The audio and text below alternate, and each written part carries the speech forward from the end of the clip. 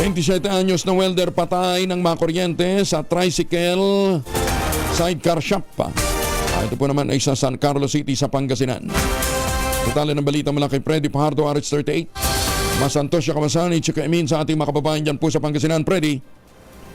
Hindi na umabot ng buhay sa mga Tarim District Hospital ang biktima na kinilalang si Julian Camacho Gallardo, 60 anyos, matadero at residente ng barangay Dalangiring, Urbis, Tondo, Pangasinan. Matapos itong magtamo ng malubang sugat sa katawan nang makabanggaan ng kanyang sinasakyang motorsiklong kasalubong na traka.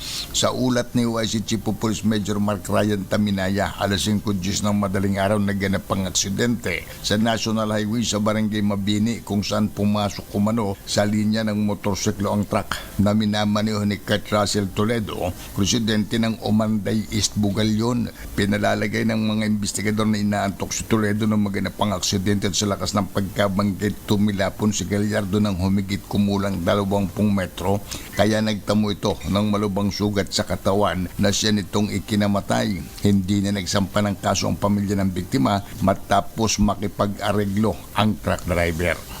Ito si Freddy Pajardo, RH38, nag-uulat para sa DCRH, una sa Pilipinas, una sa Pilipinas. Maraming salamat, Freddy.